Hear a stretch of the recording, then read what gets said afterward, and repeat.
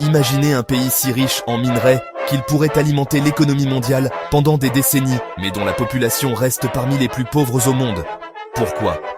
Pourquoi la République démocratique du Congo, assise sur des richesses inimaginables, fait-elle face à des conflits incessants ? Restez avec nous pour découvrir la vérité, elle est plus choquante que ce que vous pensez. Revenons au début. L'indépendance de la RDC en 1960 n'a pas été aussi libératrice qu'il n'y paraît.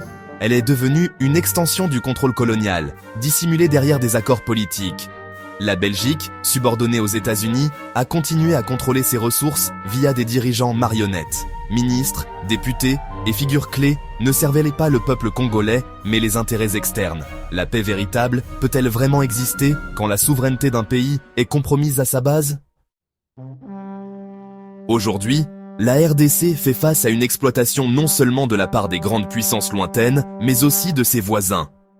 Le Rwanda fait souvent les gros titres, mais la réalité est que beaucoup de pays environnants profitent de l'insécurité au Congo.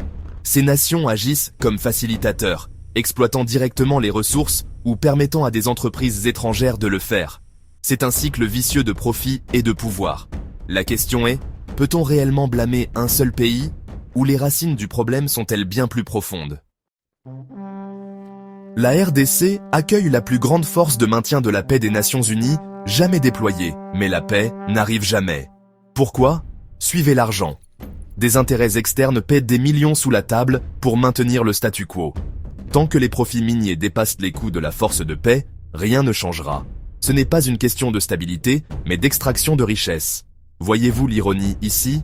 L'ONU aide-t-elle vraiment ou fait-elle simplement partie du système ? Passons maintenant aux solutions possibles. Que pourrait vraiment apporter la paix à la RDC ?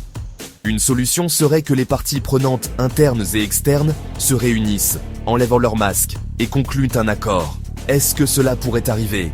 Peu probable, car le statu quo arrange trop de joueurs. Autre idée, une solution audacieuse africaine.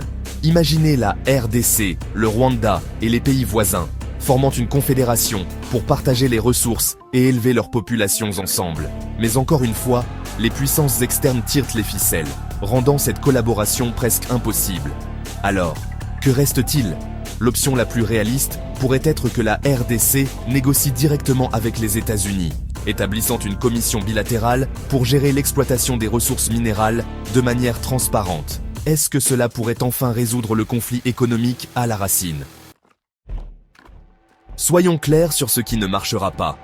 Demander à des puissances externes ou à des groupes de sécurité d'intervenir ? Ils emporteront encore plus de ressources sans résoudre le problème.